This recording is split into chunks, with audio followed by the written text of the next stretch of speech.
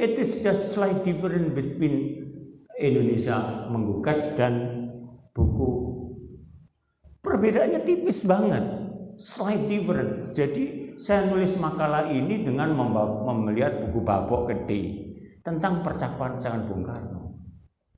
Itu saja saya masih membaca, mengcompare, membandingkan antara buku ini sama Indonesia Menggugat. Gak bisa kalau tidak membaca. Oleh karena itu read and read again. Search and search again. Meneliti dan meneliti kembali. Kalau saya mengatakan spirit Bung Karno itu Anda bisa lihat di gambar Bung Karno, nggak bisa. Pada waktu saya menempati rumah saya di Semolaru Elok tahun 79, saya masuki tahun 80, 1 tahun saya rombak rumah itu, lalu selamatan. Kebetulan di rumah saya itu saya kasih gambar Bung Karno gede. Waktu itu ada 100 orang yang selamatan. Dia tanya, loh Bapak ini kok majang gambarnya Bung Karno? Terus saya jawab, ini tahun 79, apa salah? Oh bukan Pak, kami ini juga Soekarnois kok. Loh kenapa Anda tidak memajang gambar Bung Karno di rumah Anda? Takut Pak, yang kalian takut itu siapa? Babinsa tolong kemari. Besok pagi saya ke Blitar, beli itu yang namanya gambar Bung Karno, sak tumpuk gitu, beli, tak bagi-bagikan ke rumah-rumah. Sampai sekarang Semolaru itu kan banyak orang nasionalisnya, gara-gara awak dewi, bonek. Kalau tidak gitu terus bagaimana? Ya. Jadi kembali lagi spirit Bung Karno itu harus dibaca, membaca baru kita tahu. Yang nomor 2, pledoi, ya. Hakimnya itu hakim Londo, master. Zaman dulu tidak ada SH, hakimnya Londo. Ya, sedikit bahasa Belandaan, sedikit bahasa Indonesia, tapi Soekarno kan pinter bahasa Londo. Ojo mana bahasa Inggris Soekarno pinter. Bung Karno menjawab, ngerengkel tau, ngengkel tau. Halo, apa bahasa ngeyel. Tapi menep dia. Beliau menep. Ketika didesak, apa itu imperialisme? Tuan Hakim tahu bahwa imperialisme itu adalah tuan yang wah, babak belur itu. Kalau zaman sekarang itu mukanya Hakim itu babak belur. Saking kan di situ tidak diterjemahkan. Waktu itu Bung Karno mengatakan demikian dan Hakim kan tidak, hanya percakapan. Beda ketika Bung Karno dijadikan presiden pertama, di situ kan ada keterangan seluruh hadirin tepuk tangan. Nah, gitu kan. Ini nggak ada. Nah, tepuk tangan. Ini nggak ada. Jadi yang ada adalah how to interpret the script. Bagaimana menginterpretasi skrip tadi itu. Ketika Bung Karno itu selalu ngeyel, oh nggak bisa tuan. Ini pasal adalah pasal ini. Loh, Bung Karno bisa ngomong gitu karena membaca. Kenapa Bung Karno mengerti Hatsai artikel? Yang mestinya yang mengerti kan kalian semua. Dari pasal 151 sampai pasal 162. Mestinya kan Anda yang mengerti. Bung Karno saya katakan orang insinyur. Kok mampu? Tuan Hakim itu kan pasal karet. Ya. Kalau Tuan Hakim sana, saya di sini. Tentu imperialisme itu adalah kita berbeda antara sana dan sini. Hakimnya pada waktu itu, master ini ya kalang kabut. Di mana letak kalang kabutnya? Dia makin jadi revolusi itu kayak gitu kan?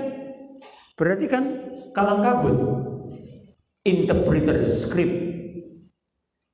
Ya, beda dengan interpretasi lukisan. Ada komposisi ruang, komposisi bidang. Beda interpretasi the novel, beda interpretasi kritik sastra. Begitu. Terus dengan demikian kita mulai melihat bahwa pada saat itu yang Anda tanyakan situasi hakim pada saat itu tentang reaksinya. Kadang-kadang hakimnya juga jengkel. Ketika Bung Karno dikatakan, loh itu kan pergerakan itu kan mass forming. Iya, tapi pergerakan saya kan bukan memberontak, tapi pergerakan saya secara hukum menep dan mampu untuk mengalahkan sana dari sini. Loh, Bung Karno istilahnya sana dan sini. Loh, apa itu sana sini? Hakimnya bertanya gitu. Sini adalah kami, sana adalah Hindia Belanda. Saudara-saudara sekalian adalah imperialisme. Loh, berani ngomong begitu? Wani kan? Halo, ayo. Kon salah ora tak idek-idek ning ngene Dewan Kehormatan. Ayo, coba gampangannya begini. Kalau kalian yang namanya banding berapa hari? Halo, banding berapa hari? 14 hari. Coba kalau kalian masuk ke 15 hari, yang rugi siapa? Klien. Sudah tak idek-idek, Anda pecat selesai. Anda mesti harus dipecat. Koreksi. Ya. Kalau banding pidana kan 7 hari. Oh iya, ini keperdata ini. Jadi kalau lebih dari itu yang kasihani mesti ya klien. Itu aja kalau kita jadi hakim pada waktu itu selesai. Bahkan saya katakan pada saudara sekalian, ketika Anda menjadi seorang advokat, kemudian Anda diberi mandat oleh seseorang untuk menjualkan tanah, lalu Anda mendapatkan 60% dari hasil tanah itu, dan pemilik tanah dapat 40%. Betul enggak? Betul enggak? Kono ojo ngomong betul dhisik. Betul enggak? Nanti dulu, jangan ngomong perjanjian itu akan kalah kalau dengan kode etik. Anda sudah baca kode etik advokat enggak? Katanya Bung Karno tadi apa? Mah itu akan dikalahkan oleh kuasa itu akan dikalahkan oleh moral. Mah itu akan dikalahkan oleh moral. Yang enggak salah dong. Yang punya dapat 40%, 60% kamu. Oh iya Pak, tergantung perjanjian. Perjanjiannya kon bujuki kok. Kan enggak gitu. Kan enggak gitu. Setuju enggak ngomongan saya ini? Ya, Anda ini eksploitasi delong parlong katanya Bung Karno. Ngerti maksud saya? Anda eksploitasi. Jangan begitu dong. Logikanya dia dapat 60, kalian yang dapat 40. Dia pemilik. Oh, berdasarkan perjanjiannya. Perjanjian itu akan kalah dengan satu yang namanya kode etik advokat. Sudah diperjanjikan, ya kamu enak dewi. Waduh, wis kalau gitu saya jadi advokatnya perceraian aja deh. Loh kok anak kan? Loh apa kon jadi advokat perceraian? Iya bisa kayak pacaran deh. Lah. Kacau sudah. Iso dipacari deh. Loh yo pokoknya. Nah begini, ini bukan kader namanya. Mari kita jujur pada diri kita sendiri. Ya dong. Kalau you ngomong perjanjian, yang namanya Bung Karno proklamasi itu sepihak loh. Sepihak loh. Hanya kami bangsa Indonesia, tidak dua pihak. Hebatnya Bung Karno tidak pakai perjanjian, tapi ngomong tentang diplomasi bahwa Indonesia telah merdeka. Belum tentu loh ada negara yang menyetujui. Siapa yang pertama menyetujui? Siapa yang pertama menyetujui? Mesir. Kok niki opo sih? Tambah bengi tambah bingung aku dulu awalnya. Bingung. Sithik iso wis bagus, ojo gak iso kabeh. Moco. Yang terakhir masa Orde Baru. Saya katakan saudara sekalian, Orde Baru itu siapa sih presidennya setelah itu? Pak Harto. Lah kok takono iki ngene, masa Orde Baru kok tidak menggunakan ajaran Soekarno? Ya enggak lah. Bung Karno ini dipateni kok. Betul enggak? Di Wisma Yaso, sekali lagi di Wisma Yaso, Bung Karno itu kasihan saudara sekalian. Dan gambar itu jebretannya guru naik ke pohon apa, jepret dengan yang babi terlentang itu, yang nyusup semua. Gak bisa masuk surga ya, sing mula soro Bung Karno, gak iso. Wis. Nyangsang. Wis gak bisa, Pak. Wis sing nyangsang wis gak iso masuk surga. Jadi jelas saya putih hitam, bukan karena wayang, ya. Wayang itu putih hitam. Ya. Tapi wis gak iso. Kayak cerita. Jadi ngene kon takokno, masa Orde Baru kok tidak mengundang lho ya kok iki. Sejarah itu dari Bung Karno ke Soeharto. Ya toh. Sing saya tadi ceritakan bahwa saya tidur membawa pedang. Ya ini di penjara sih tahu, tapi di penjara seminggu rong minggu, tapi bulan-bulannya tak kono master itu pirang bulan.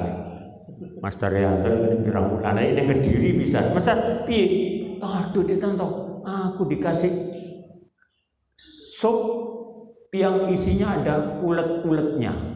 Oh enak neng Surabaya Mas, dikasih suka bungkusan sing enak. Neng Kediri Mas, ulat Mas. Aduh. Aduh.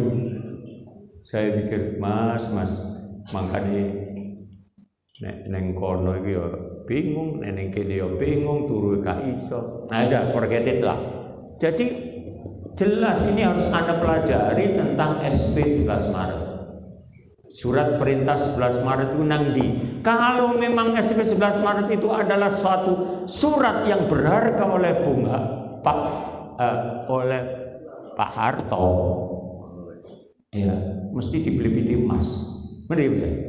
Mesti figuranya pelipit emas. Tapi kemana sekarang? Anda bisa jawab sendiri kan? Lah kok takon nang ini? Takon salah, tidak takon salah. Ya ini kursus kok. Dulu saya juga diinjak-injak sama senior saya waktu KSNI. Kamu tidak membaca. Bung Karno itu begini. Nah, begitu. Baca itu di bawah bendera revolusi.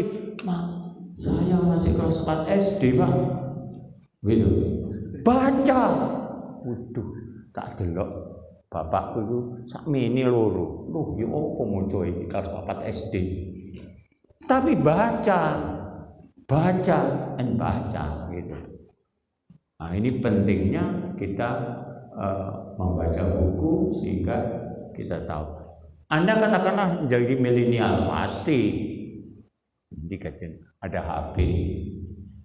Oh, sekarang yang namanya YouTube wis pinter-pinter. Ya loh. Bung Karno di di Pulau Sore di kuyo sama pemerintahan Orde Baru, sampai anaknya ini barusan menulis kan Kartika dari Ibu Dewi bahwa Inggris harus minta maaf kepada Indonesia karena mau baca lah.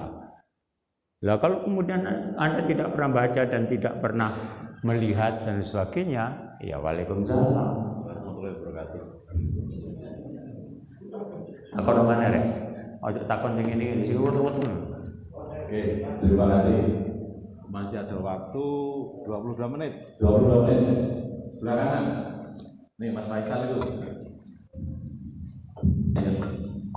Teman-teman. Nggih. Selamat malam. Selanjutnya saya bisa terima kasih. Nami.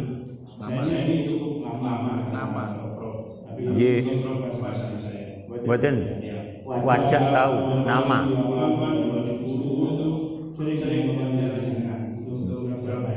Nggih, nama. Ya, tahu. Nggih, ngertos. Terus saya juga pernah menghadiri peruntungan bulan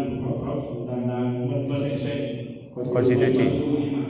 Itu lama sekali. Nah ini yang bisa saya tanyakan Prof, agak menyimpang sedikit saya dengan Mas tentang asal kata partai.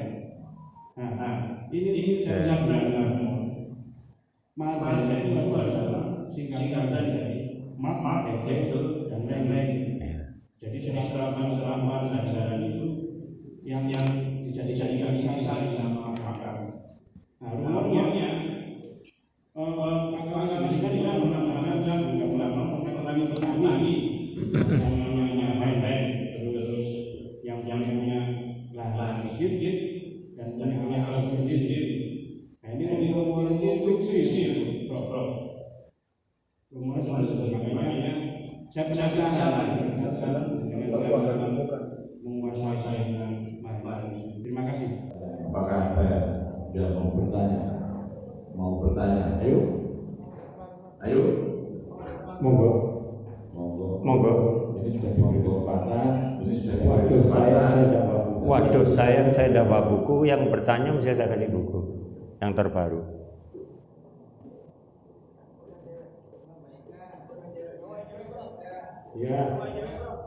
Ya.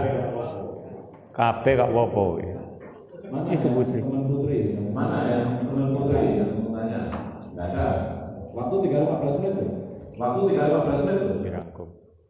Itu yang belakang. Tuh ya Mas itu. Ya sampai itu Mas. Nah, ya. Dari mana? Selamat malam Prof.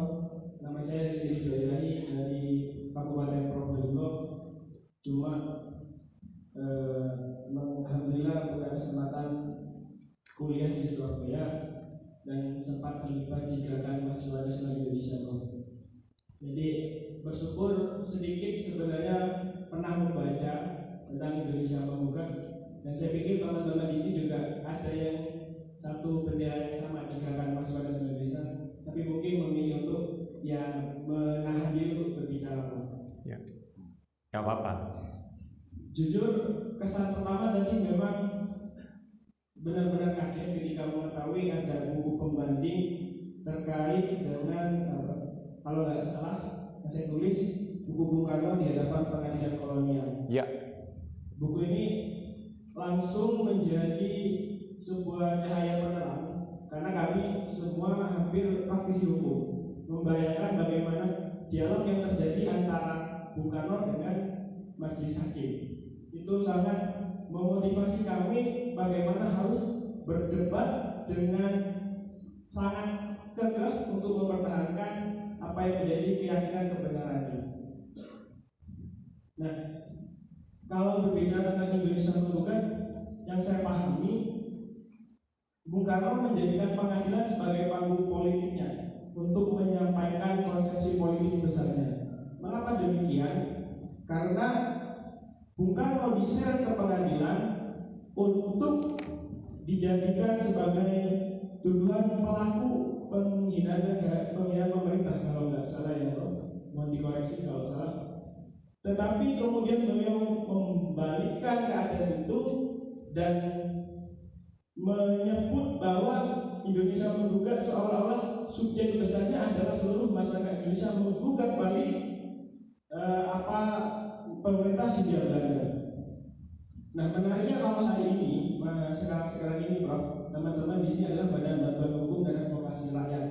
Otomatis teman-teman secara moral bertanggung jawab untuk mengadvokasi rakyat kepentingan orang banyak. Tetapi tantangannya Prof, ada pada lembaga yang kredibilitas yang saya harus menyebut dari badan peradilannya itu sendiri. Nah, ini bagaimana mungkinkah ada cara-cara yang lain sekiranya selain dalam pertarungan di pengadilan, teman-teman bisa menggolkan apa yang menjadi kepentingan orang banyak. Terima kasih Pak. Iya. Satu lagi. Ini Mas Vito, dia ke depan.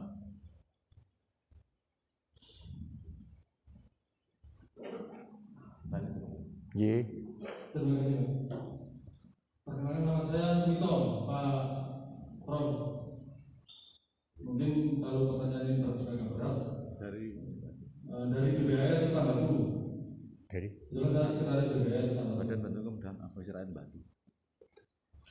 pertanyaan saya mungkin agak melenceng dari apa namanya Indonesia Menggugat, tapi tetap pemikiran dan konsep-konsep Bung Karno tetap saya pertanyakan agar tidak menjadi penasaran. Pertanyaan saya, bagaimana dengan pemikiran dan konsep Bung Karno tentang Masakom seperti itu? Karena 1956 Masakom ini disampaikan oleh Bung Karno. 10 tahun kemudian Masakom inilah yang membunuh Soekarno. Terima kasih. Oke, cukup. Ya, Mas Faisal, Bung Karno ini kan suka sastra, tapi di dalam tulisan saya tentang Marxisme yang saya kirim, saya mohon untuk memberikan nomor HP Anda pada saya, nanti saya kirim tentang tulisan saya tentang Marxisme. Saya membuka Kompas. Kita tahu bahwa Kompas itu adalah sebuah media massa yang kredibel. Pak Marhen itu memang ada. Kalau otak-atik Gatuk menjadi Marxisme, Hegelianisme dan sebagainya, itu otak-atik Gatuk. Karena begini, Kompas dalam penelitiannya itu menemukan rumah Pak Marhen dan anaknya Pak Marhen, wanita kebetulan, yang sekarang rumah ini dan pesareannya itu tergusur dengan bangunan-bangunan rumah, sehingga ini tembok yang lusuh ini pesareannya Pak Marhen. Jadi Kompas tidak menceritakan bahwa Marhen itu singkatan dari apa yang Anda sebutkan. Nomor dua, saya melihat di bawah dari revolusi, Bung Karno tidak pernah mengatakan itu. Memang Bung Karno itu pencinta Marx. Kalau Anda ke rumah, buku Marx itu banyak banget, ada 1 meter buku tentang Marx, Karl Marx. Tapi saya tidak pernah Bung Karno mengatakan bahwa Marhen itu adalah demikian. Lalu saya katakan pada Anda, metodologi itu yang pertama adalah sumber hukum, sumber bahan hukum. Sumber primer itu adalah apa yang diucapkan oleh Bung Karno. Sumber sekunder itu adalah apa yang ditulis oleh Bung Karno. Yang diucap Bung Karno Anda bisa lihat di televisi, di macam-macam, dan sumber sekundernya adalah apa yang ditulis oleh Bung Karno. Nanti ini akan menjawab tentang buku Indonesia Menggugat. Sebentar. Jadi kalau kita ngomong sejarah, maka sumber primer kita adalah prasasti. Kita adalah Bung Karno, omongan Bung Karno kan sudah ada karena Bung Karno itu sudah ada televisi zamannya Bung Karno. Nomor dua, tulisan Bung Karno. Kalau sejarah kita ngomong apa yang ada di dalam prasasti. Yang sumber yang kedua, yang sekunder, saya tidak ngomong tersier dongeng. Yang kedua adalah Negara Kertagama dan para ratu. Ditulis sama tadi.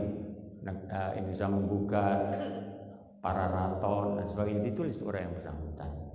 Jadi please buka Kompas, saya lupa ininya, tentang Marhen dan Marxisme. Lupa saya, nanti saya klik lagi. Jadi kemudian apakah Soekarno pernah mengatakan? Tidak. Soekarno memang pencinta Marx, pencinta Hegel, tapi tidak pernah Soekarno mengatakan Marhen itu.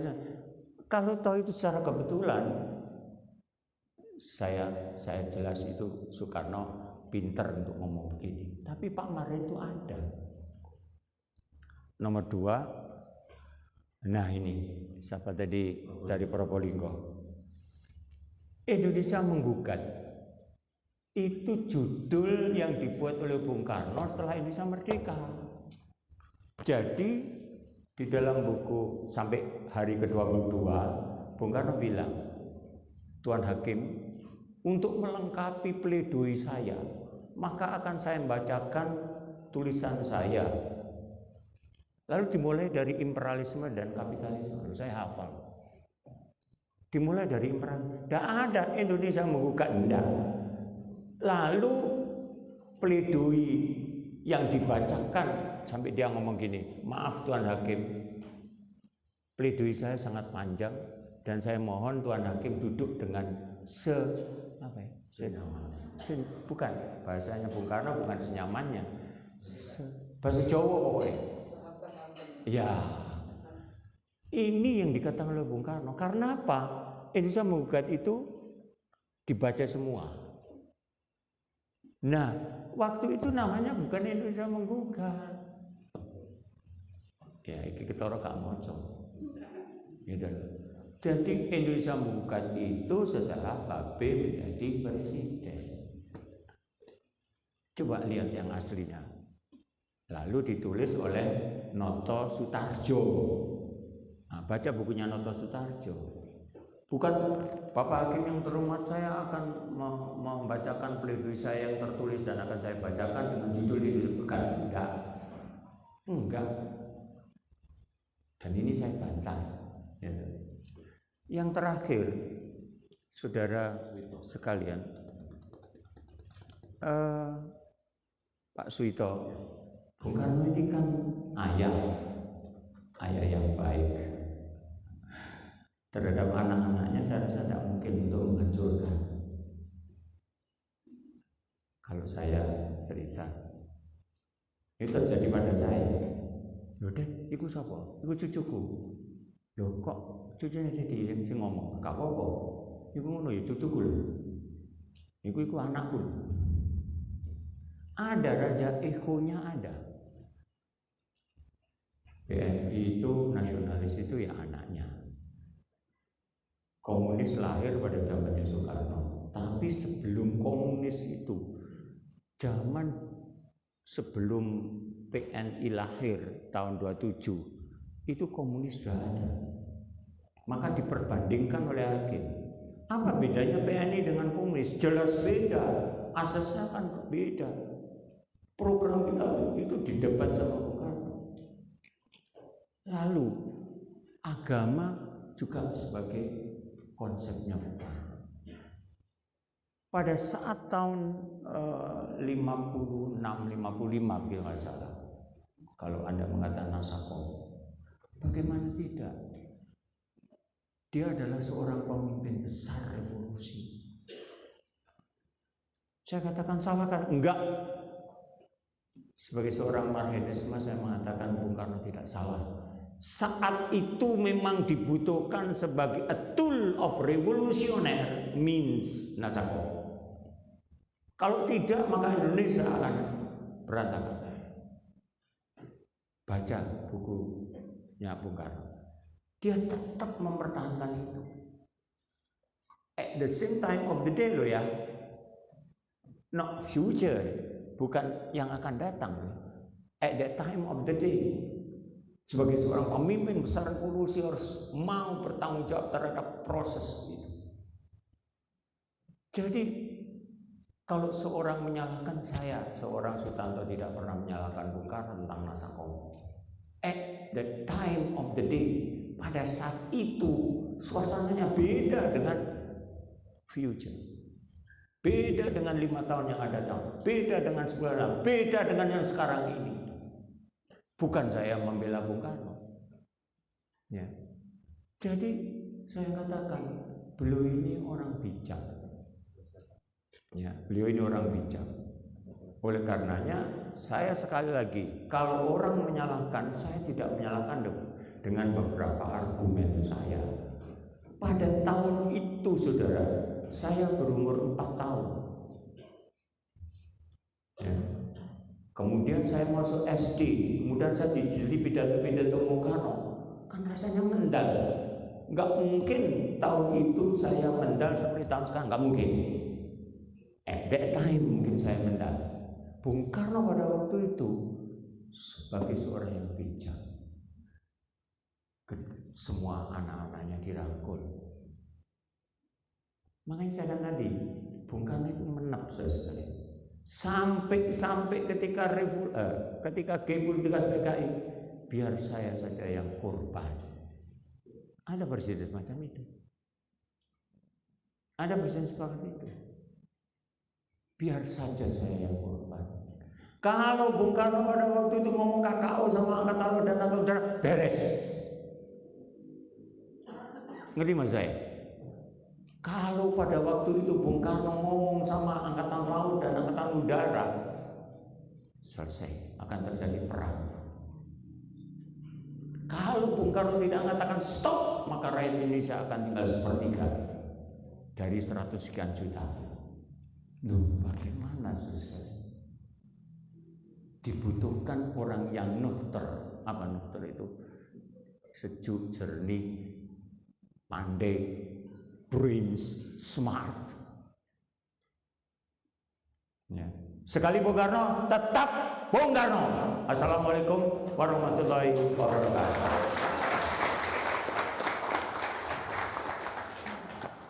Terima kasih. Terima kasih banyak atas materi yang sangat luar biasa ini. Saya tidak perlu ngomong yang banyak dan lebar, waktunya sudah habis. Sekali lagi, aplaus untuk narasumber kita malam ini.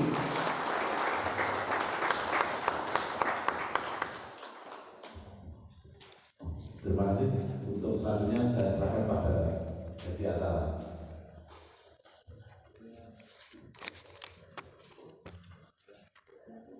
Break ya?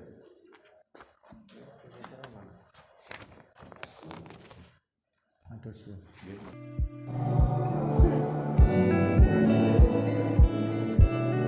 Satu, dua, tiga.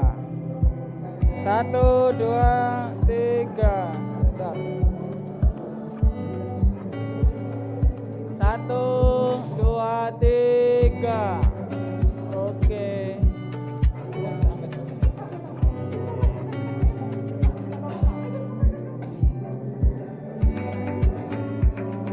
Satu, dua, tiga.